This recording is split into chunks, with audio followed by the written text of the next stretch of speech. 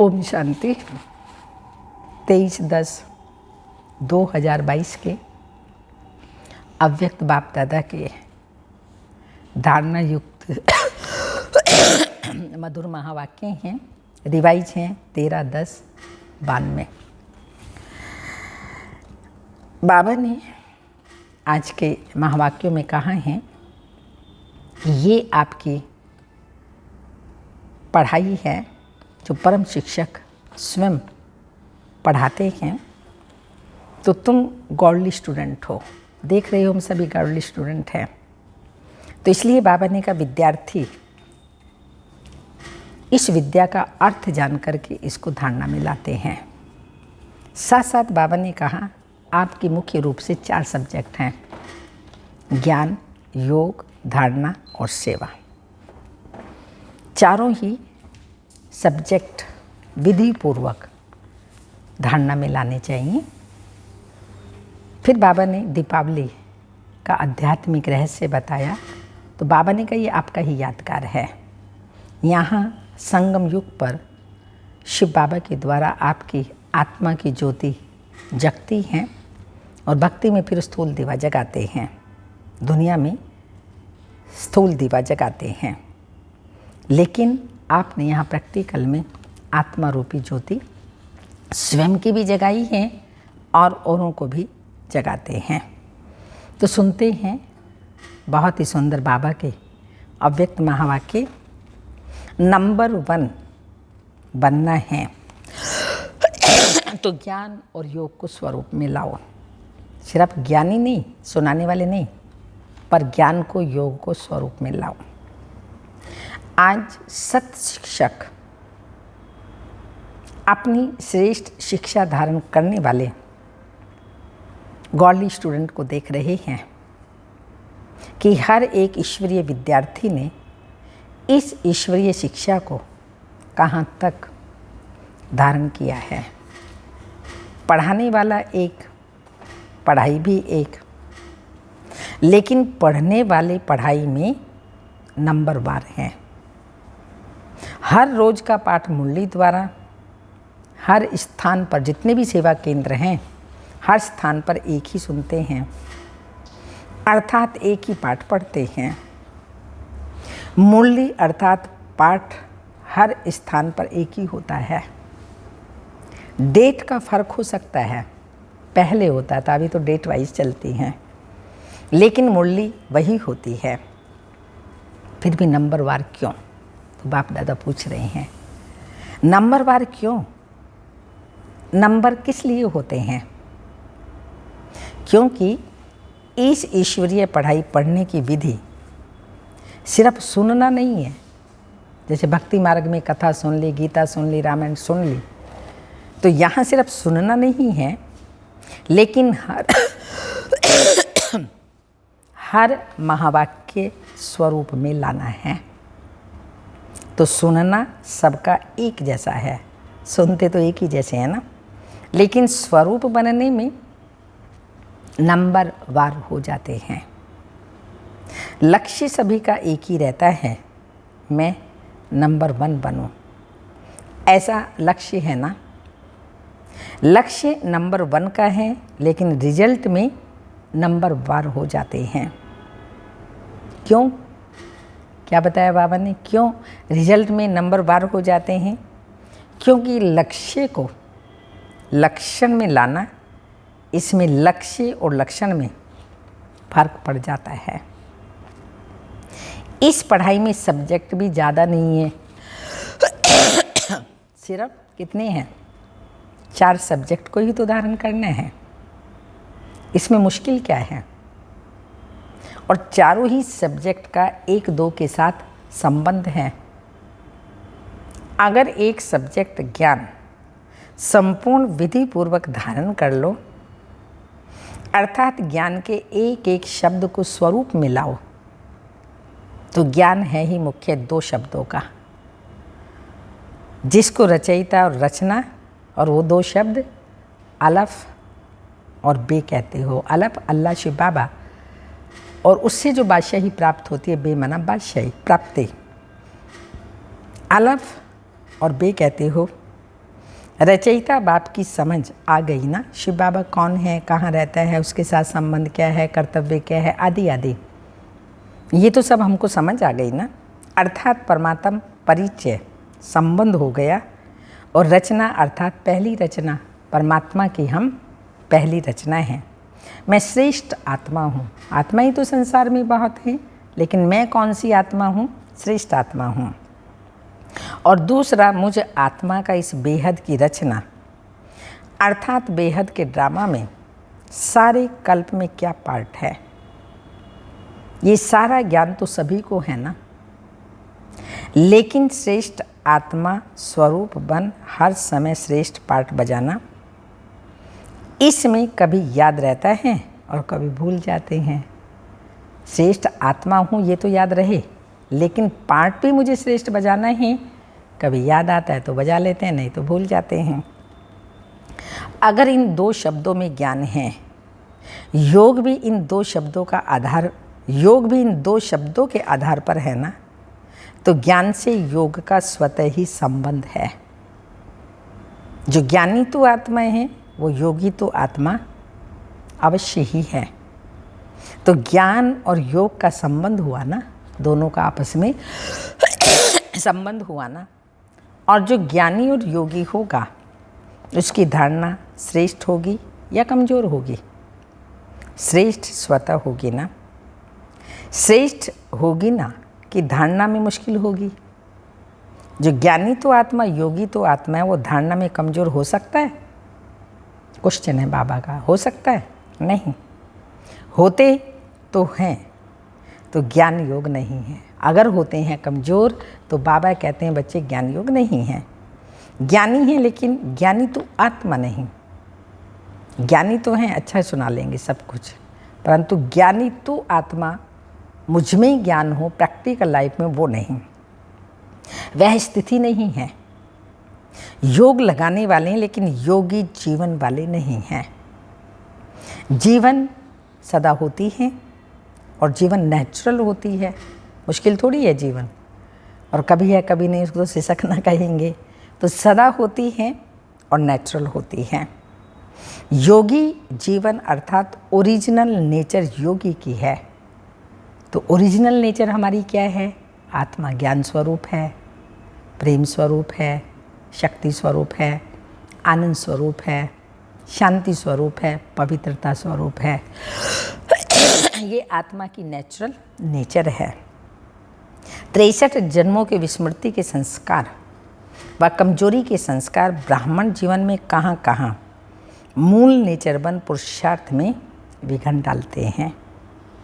कितना भी स्वयं व दूसरा अटेंशन खिंचवाता है कि परिवर्तन करो, वह स्वयं भी समझते हैं कि यह परिवर्तन होना चाहिए, लेकिन जानते हुए भी, चाहते हुए भी क्या कहते हैं? चाहते तो नहीं है, लेकिन मेरी नेचर है, ये मेरा स्वभाव है। तो नेचर नेचुरल हो गई ना। किसके बोल व व्यवहार में ज्ञान संपन्न व्यवहार व योगी जीवन ब्राह्मण व्यवहार, वो बोल तो नहीं होते, तो वो क्या कहते हैं? ये बोल बोलेंगे कि मेरा नेचुरल बोल ही ऐसा है। ऊंचा बोल रहे हैं, गुस्सा कर रहे हैं, जोश का बोल रहे हैं, तो कहेंगे मेरा, मैं कौन? आत्मा। तो आत्मा का बोल ऐसा नहीं है, बोलने का टोन ही ऐसा है। वह कहेंगे मेरी चाल चलन ही ऑफिशियल व गंभीर है। नाम अच्छे बोलते हैं, जोश नहीं है, लेकिन ऑफिशियल है। तो चाहते भी हैं, समझते भी हैं। नेचर नेचुरल वर्क करती रहती है, उसमें मेहनत नहीं करनी पड़ती। ऐसे जो ज्ञानी जीवन व योगी जीवन में रहते हैं, तो ज्ञान और योग संपन्न हर कर्म नेचुरल होते हैं। अर्थात ज्ञान और योग यही उनकी नेचर बन जाती है। और नेचर बनने के कारण श्रेष्ठ कर्म, युक्ति युक्त कर्म नेचुरल होते रहते, करने नहीं पड़ते, मेहनत नहीं होती। लेकिन श्रेष्ठ कर्म, युक्ति युक्त कर्म, ज्ञान युक्त कर्म, स्नेह युक्त कर्म ऑटोमेटिकली होते हैं। तो समझा, नेचर नेचुरल बना दी है ना।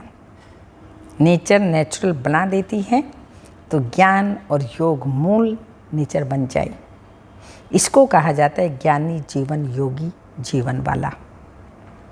ज्ञानी सभी हो, योगी सभी हो, लेकिन अंतर क्या है?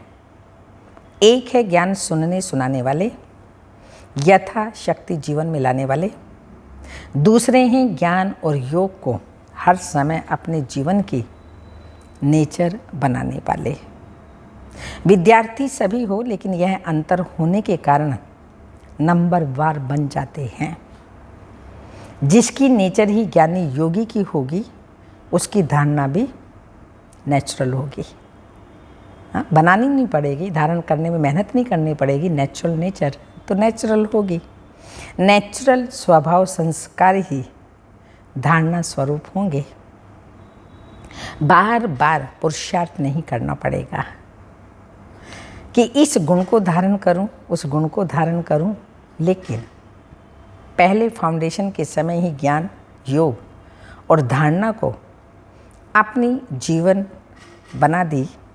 इसलिए तीनों सब्जेक्ट ऐसी आत्मा की स्वतः और स्वाभाविक अनुभूतियाँ बन जाती हैं। इसलिए ऐसी आत्माओं को सहज योगी, सहज ज्ञानी, सहज धारणा मूर्त कहा जाता है। तो तीनों सब्जेक्ट का कनेक्शन है। जिसके पास इतनी अनुभूतियों का खजाना संपन्न होगा, ऐसी संपन्न मूर्तियाँ स्वतः ही मास्टर दाता बन जाती हैं। दाता अर्थात सेवाधारी। दाता देने के बिना रह नहीं सकता। दातापन के संस्कार से स्वतः ही सेवा का सब्जेक्ट प्रैक्टिकल में सहज हो जाता है। तो चारों और का ही संबंध हुआ ना।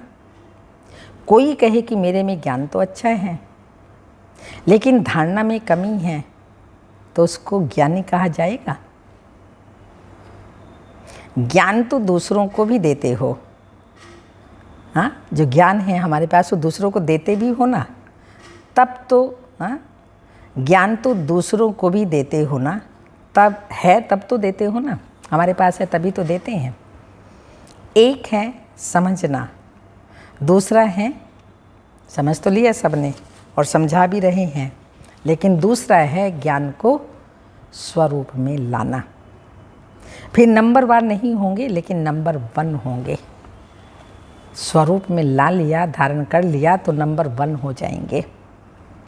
तो सुनाया कि आज सत शिक्षक अपने चारों ओर के ईश्वरीय विद्यार्थियों को देख रहे थे, तो क्या देखा?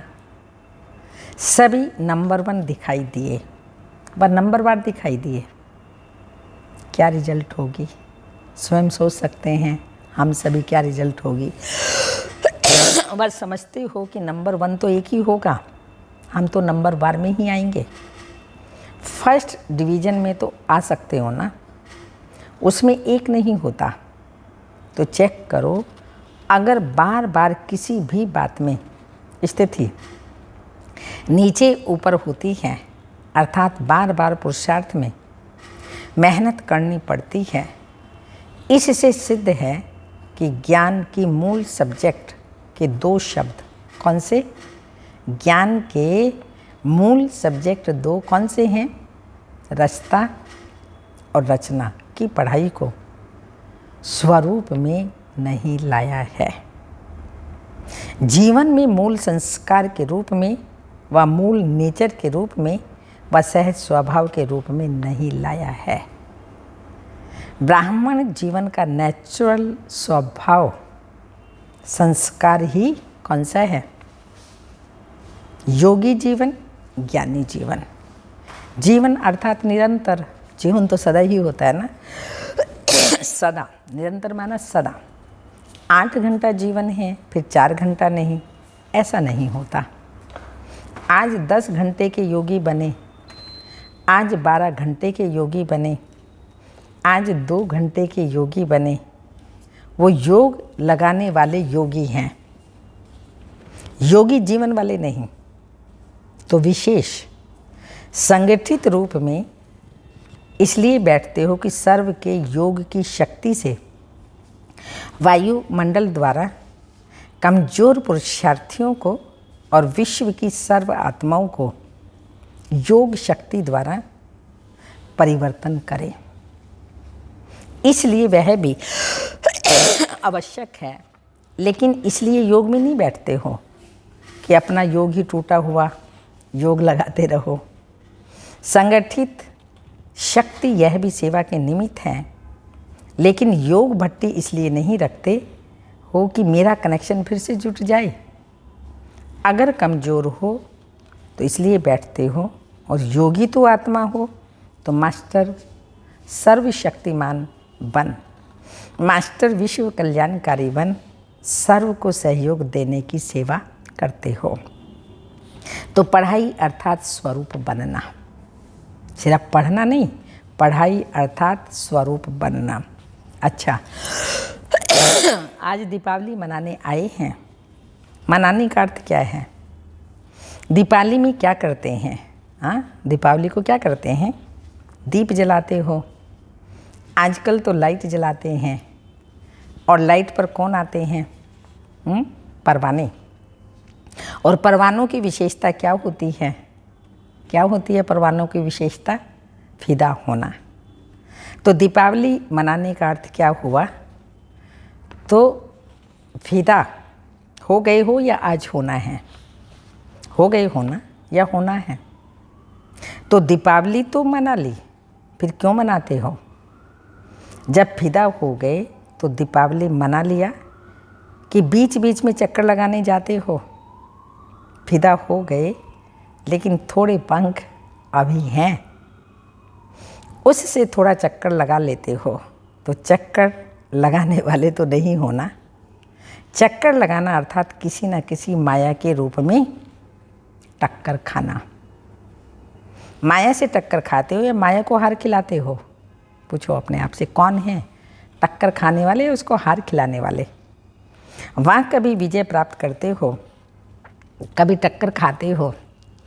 दीपमाला ये अपना ही यादगार मनाते हो ना, आपका यादगार है ना, कि मुख्य आत्माओं का यादगार है? आप देखने वाले हो, आप सबका यादगार है। इसलिए आजकल बहुत अंदाज में दीपक की बजाय छोटे छोटे बल्ब जगा देते हैं।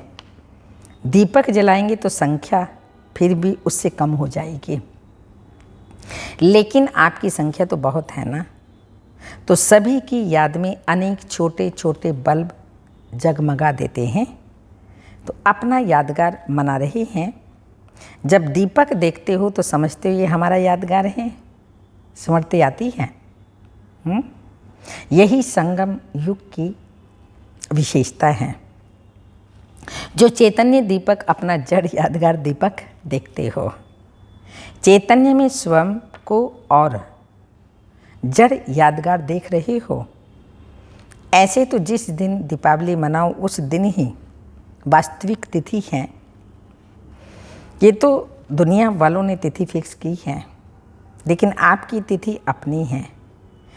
इसलिए जिस दिन आप ब्राह्मण मनाओ वही सच्ची तिथि है।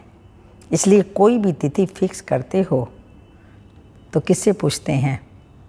ब्राह्मणों से ही निकलवाते हैं ना। शादी की कोई मुहूर्त है, कोई भी कार्य का, ब्राह्मणों से निकलवाते हैं।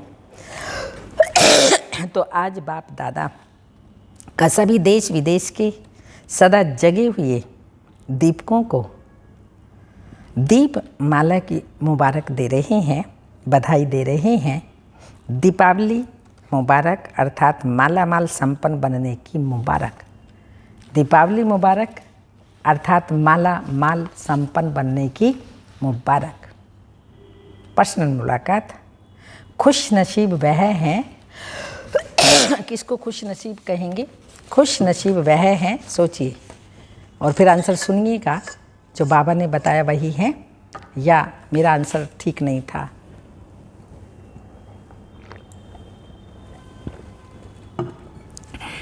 खुश नसीब वह हैं जिसके चेहरे और चलन से सदा खुशी की झलक दिखाई दे। सभी अपने को सदा खुश नसीब आत्माएं समझते हो। खुश नसीबी आत्माओं की निशानी क्या होगी? हाँ, उनके चेहरे और चलन से सदा खुशी की झलक दिखाई देगी। चाहे कोई भी स्थूल कार्य कर रहे हो, साधारण काम कर रहे हो, लेकिन हर कर्म करते, कोई भी कर्म कर रहे हैं मगर हर कर्म करते खुशी की झलक दिखाई पड़े, इसको कहते हैं निरंतर खुशी में मन नाचता रहे। ऐसे सदा रहते हो या कभी बहुत खुश रहते हो, कभी कम? खुशी का खजाना अपना खजाना हो गया ना, तो अपना खजाना सदा साथ रहेगा ना, या कभी कभी रहेगा? आप बाप के खजाने को अपना खजाना बनाया है या भूल जाता है अपना खजाना आपको? हाँ, भूलता तो नहीं है ना। अपनी स्थूल चीज़ तो याद रहती है ना। वह खजाना आँखों से दिखाई देता है, लेकिन यह खजाना आँखों से दिखाई नहीं देता। तो कैसे दिखाई देता है? कर्मों से और चेहरे से दिखाई देता है। आँखों से दिखाई नहीं देता, दिल से अनुभव करते हो। तो अनुभव वाली आत्मा या अनुभव करने वाली बात कभी भी भूलती है क्या? तो सदा ये स्मृति में रखो कि हम खुशी के खजाने के मालिक हैं। जितना खजाना याद रहेगा उतना नशा रहेगा। तो यह रूहानी नशा औरों को भी अनुभव कराएगा कि इनके पास कुछ है, दूसरों को भी अनुभव होगा इनके पास कुछ है। खुशी का चेहरा देखेंगे, मुस्कुराता हुआ चेहरा देखेंगे ना, क्या मिला।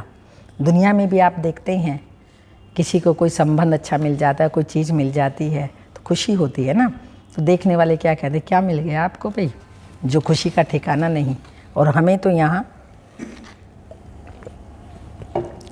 बाबा ने इतने सारे खजाने दिए हैं, तो बाबा ने कहा वो अनुभव कराएगा कि इनके पास कुछ है। माताओं को सारा समय क्या याद रहता है? सिर्फ बाप याद रहता है या और कुछ भी याद रहता है? वर्षे की तो खुशी दिखाई देगी ना।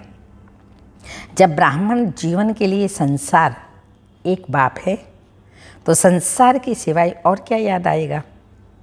सदा दिल में अपने श्रेष्ठ भाग्य के गीत गाते रहो। ऐसा श्रेष्ठ भाग्य सारे कल्प में प्राप्त होगा? नहीं होगा। जो सारे कल्प में अभी प्राप्त होता है, तो अभी की खुशी, अभी का नशा सबसे श्रेष्ठ है। तो माताओं को और कोई संबंधी याद आते हैं? कोई संबंध में नीचे ऊपर हो तो मोह जाता है ना। मोह सारा खत्म हो गया ना। हाँ, है माताओं बहनों को, किसी को भी मोह है किसी भी चीज़ से, व्यक्ति से। जो कहते हैं कुछ भी हो जाए मेरे को मोह नहीं आएगा, वो हाथ उठाओ। बाबा को सब हाथ उठा के दिखा देना कि हमारा किसी से मोह नहीं, हम नष्टो मोहा स्मृति लब्धा बन गए हैं।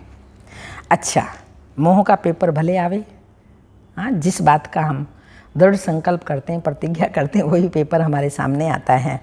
तो बाबा कहते हैं भले मोह का पेपर आए, पांडव तो नष्टो मोहा होना। व्यवहार में कुछ ऊपर नीचे हो जाए फिर नष्टो मोहा है। अभी भी बीच बीच में माया पेपर लेती तो है ना, तो उसमें पास होते हो, या जब माया आती है तब थोड़ा ढीले हो जाते हो। क्या होता है? तो सदा खुशी के गीत गाते रहो। समझा? कुछ भी चला जाए, हाँ, बाबा कहते कुछ भी चला जाए लेकिन खुशी ना जाए। चाहे किसी भी रूप में माया आए लेकिन खुशी ना जाए। ऐसे खुश रहने वाले ही सदा खुश नसीब हैं। अच्छा, अभी तो आंध्रा और कर्नाटक वालों को कौन सी कमाल करनी है? ऐसी कोई भी आत्मा वंचित नहीं रह जाए। हर एक को संदेश देना है। जहाँ भी रहते हो सर्व आत्माओं को संदेश मिलना चाहिए। जितना संदेश देंगे उतनी खुशी बढ़ती जाएगी। खुशी खजाना वो बढ़ती जाएगी। संदेश देते जाओ और खुशी का ठिकाना ना हो। अच्छा, ऐसी सदा जागती ज्योत, सदा स्वयं प्रकाश स्वरूप बन, अनेकों का अंधकार मिटाने वाले सच्चे दीपक, सदा चारों ही सब्जेक्ट को साथ साथ जीवन में लाने वाले, सर्व सब्जेक्ट में नंबर 1 के लक्ष्य को लक्षण में लाने वाले, ऐसे ज्ञानी तो आत्माएं, योगी तो आत्माएं, दिव्य गुण स्वरूप आत्माएं, निरंतर सेवाधारी। चारों सब्जेक्ट याद प्यार में आ गए। निरंतर सेवाधारी, श्रेष्ठ विश्व कल्याणकारी आत्माओं को बाप दादा का याद प्यार। Good morning, diamond morning. रूहानी बाप की रूहानी बच्चों को नमस्ते। हम रूहानी बच्चों की रूहानी माता पिता बाप दादा को याद प्यार। Good morning, diamond morning. Om नमस्ते। वरदान है, उमंग उत्साह के आधार पर सदा उड़ती कला का अनुभव करने वाले। उमंग उत्साह के 2 पंख है ना। उमंग उत्साह के आधार पर सदा उड़ती कला का अनुभव करने वाले हिम्मतवान भाव। उड़ती कला का अनुभव करने के लिए हिम्मत और उमंग उत्साह के पंख चाहिए। किसी भी कार्य में सफलता प्राप्त करने के लिए उमंग उत्साह जरूरी है। अगर उमंग उत्साह नहीं तो कार्य सफल नहीं हो ही नहीं सकता, क्योंकि उमंग उत्साह नहीं तो थकावट होगी और थका हुआ कभी सफल नहीं होगा। इसलिए हिम्मतवान बन, उमंग और उत्साह के आधार पर उड़ते रहो तो मंजिल पर पहुंच जाएंगे। उमंग उत्साह के पंख लगाकर सदा उड़ते रहो तो अपनी मंजिल पर पहुंच जाएंगे। स्लोगन, दुआएं दो और दुआएं लो, यही श्रेष्ठ पुरुषार्थ है। दुआएं दो, दुआएं लो, यही है कौन सा पुरुषार्थ? श्रेष्ठ पुरुषार्थ। अमृत वेले की पॉइंट है, बाबा तो बरोबर ठीक कहता है और करना भी चाहिए। जो बाबा कहता है दिल में बच्चे समझते हैं कि बाबा ठीक कह रहा है, हमें करना भी चाहिए। बाकी अगर कोई दिल में याद आया, कोई से दिल लगी, आँख लगी तो विकर्म बनेगा। फेमिलियरिटी आई, किसी में मोह हुआ, कुछ भी हुआ तो इससे क्या होगा? विकर्म बनेगा। तो बच्चों को कभी भी ये दिल में नहीं उठना चाहिए। जरा बाइस्कोप तो देखें, सिनेमा पिक्चर आदि देखें। देखते हो क्या? हाँ, नहीं ना। यह भी व्यर्थ टाइम गंवाना है। बाप कहते हैं बच्चे तुम्हें अभी व्यर्थ बातों में टाइम नहीं गंवाना। अशरीरी बनने का अभ्यास करो, बाकी सब व्यर्थ बातें छोड़ दो। जो बाप का फरमान नहीं मानता तो बाबा कहेगा वह, बाबा का फरमान नहीं मानता तो बाबा कहेगा वह नास्तिक है। बाप रोज़ समझाते हैं, रोज़ बताते, आज ज़रा जोर से समझा रहा हूँ। तो बच्चे तुम्हें यही पुरुषार्थ करना है। जोर दे रहा हूँ, मैं भी पुरुषार्थ करता हूँ, तुम भी यह पुरुषार्थ करो। यही ऊंची मंजिल है। ओम शांति।